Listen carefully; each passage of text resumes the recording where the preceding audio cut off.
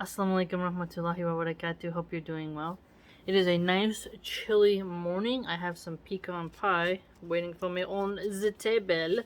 So I have that to look forward to after the video. Let's begin. We are continuing our reading of Friedrich Nietzsche's Thus Spoke Zarathustra. We were in a section titled On the New Idol. Let's begin. Go ahead and listen to this as you are painting, you're drawing, you're cooking, whatever fun thing it is that you're doing. Somewhere there are still peoples and herds, but not where we live, my brothers. Here there are states. State? What is that? Well then, open your ears to me, for now I shall speak to you about the death of peoples. State is the name of the coldest of all cold monsters. Ooh, it sounds very political, right? The state is a cold monster, he says. Coldly it tells lies too, and this lie crawls out of its mouth. I, the state, am the people. Now that's an interesting point. The lie that crawls out of the mouth of the monster called the state is that it contends it's the people, that it's the will of the people. This is very potent because some people assume that if you have a democracy, that the state would be the voice of the people. Others contend if you have communism, it'll be the voice of the people. Instead of having a monarchy where the bloodline of the aristocratic family tells you, right, rules by how they want, or by having a parliamentary system, or by having a theocracy which rules by religious dogma. This is interesting. Very interesting, because some people, like American liberals, think you can solve problems through the government, right? Others contend the classical right-wing position was you can solve your problems and the government should be as little involved in your life as possible. And the difference being between the American left and right is left-wing says tax more, use the tax money towards social services, which doesn't happen and just gets embezzled and put in politicians' pockets. And they don't care about the budget, and they live a life of luxury, and they leech off of us plebs. And the right wing says less taxes, private charities, private decisions. It's up to you and your personal responsibility, right? So this thing here of the state is seen in different political philosophies in many ways. So I find this to be quite interesting. That is a lie. It was creators who created peoples and hung a faith and a love over them. Thus they served life. Hung faith, so religion, and a love over them. It is annihilators who set traps for the many. That's interesting. So annihilators setting traps. I wonder who he's going to call the annihilators. And call them the state. They hang a sword and 100 appetites over them. This is interesting. This is very interesting. The sword is so the threat, right? The threat of violence and coercion. And then appetites, so bait, temptations, things of that nature. Wow. Adornments and whatnot. Where there is still a people, it does not understand the state, and hates it as the evil eye, and the sin against customs and rights. As the evil eye reminds me of the Lord of the Rings, Saruman, just that towering gaze, evilness. Wow. So where there is still a people who haven't been brainwashed into thinking the state loves them, still peoples and herds, but okay. Alright. So they, free peoples, understand that they should hate the state, he contends, because it goes against their customs and their rights. So it sounds like he's contending that the government can have a intrusive mode of being on your rights and customs, which is quite true, especially with secularism, who seeks to stomp out and squash religious customs and rites. This sign I give you. Every people speaks its tongue of good and evil, which the neighbor does not understand. It has invented its own language of customs and rites. So he contends here, the state has invented its own language and customs and rites. But the state tells lies in all the tongues of good and evil. Now that is interesting. That's a good line right there. The state tells lies in every tongue of every good and evil. And whatever it says, it lies. So just really distrust of the government is what he's getting at. And whatever it has stolen. This is interesting right there. Whatever the state has, it has stolen. I think people who have suffered under colonialism would agree with that, right? Everything about it is false. It bites with stolen teeth, and it bites easily. Bites with stolen teeth. That's a very interesting phrase. The teeth being, I think, the military weapons, right? And then bites easily, so you have a nice hammer, everything looks like a nail. I think you could say that a lot about America, sadly, is that it does bite easily. Constantly wants war. Like Ukraine, America just sees that as a proxy war to get at Russia. Sending so much of our money to help out Ukrainians who don't really matter to the U.S. economy. And shaking us dry to fund their war that's their problem.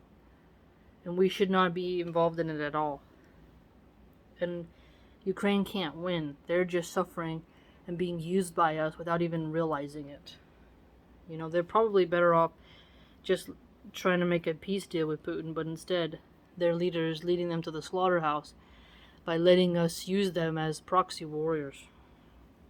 I find this to be interesting because I think a lot of Latin America as well it's so many countries actually, when you get into how they view America, just constantly meddling in their affairs. You could argue that yes, the state does bite easily, so the American state bites very easily at any opportunity of aggression and flips the narrative and then rationalizes it and justifies it to the American people so that we don't oppose our tax dollars again being wasted on another endless war that we cannot win. Even if its entrails are false, confusion of tongues of good and evil, this sign I give you as the sign of the state. Verily, this sign signifies the will to death. So, the will to death, verily it beckons to the preachers of death. So the preachers of death, the will to death, and then the preachers of death. So I think he's really just encapsulating that the state utilizes death excessively so. All too many are born, for the superfluous the state was invented.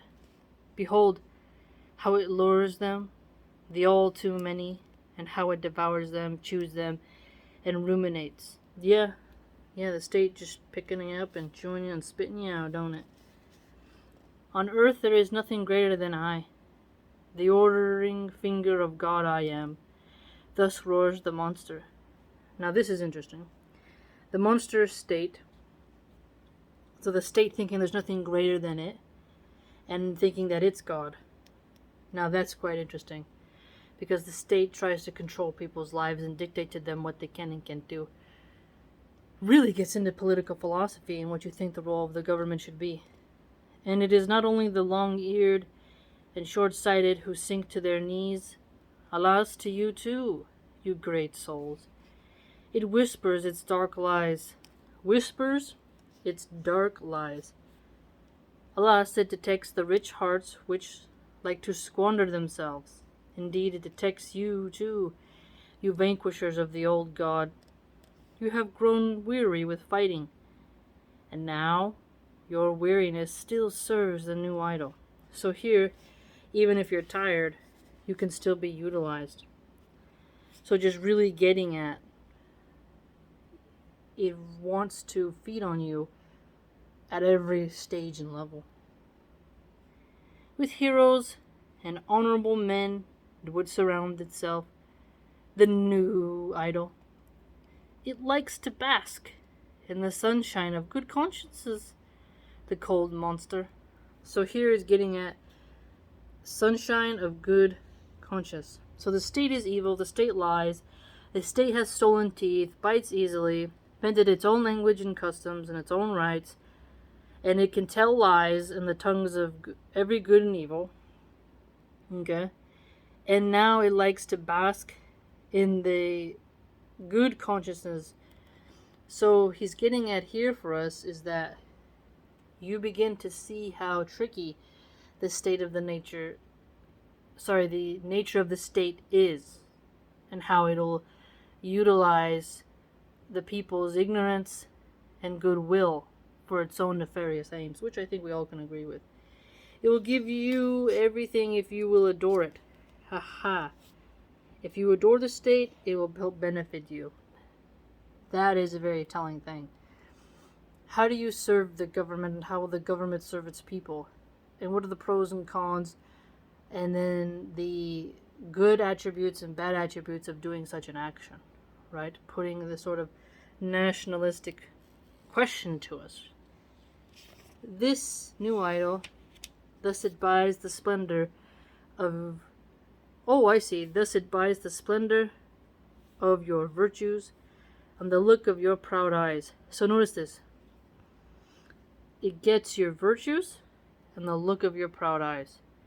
So your eyes being proud, it knows how to catch your gaze, hold your gaze in focus.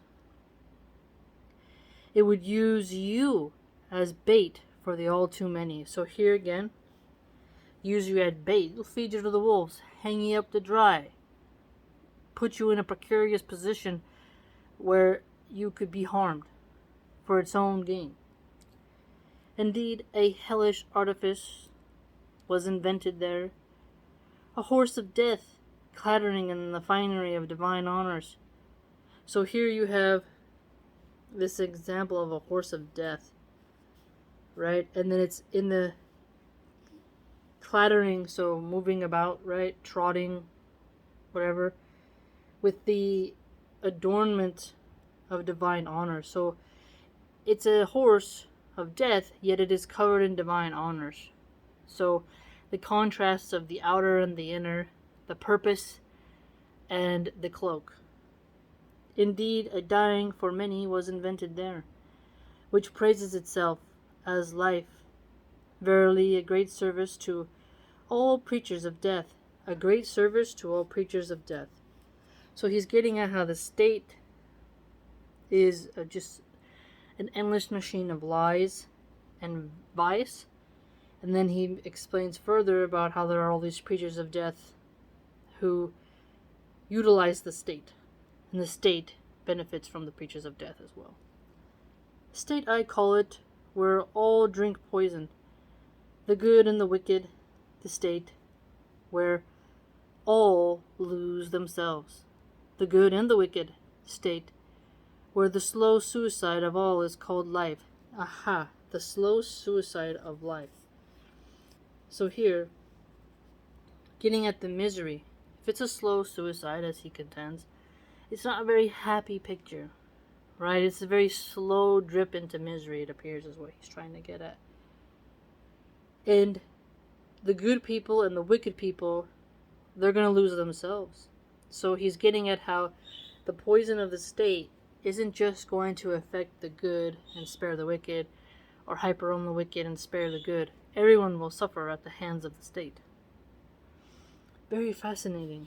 What do you think? He has a lot there for us to think about, and really gets into some good symbolism here. A horse of death clattering about with finery on. I find this to be very encapsulating in terms of the essence of the Trojan horse example, or where you find like an executioner who's dressed in a tuxedo, right? There's the image of what it is versus the action of what it does. Lots to think about. Very, very intriguing. By the way, if you'd like to join my blog, www.subscribestar.com/MilahanArchive, it's a really unique page I've built there, and I think you'd enjoy it. Take care, and we'll see you next time.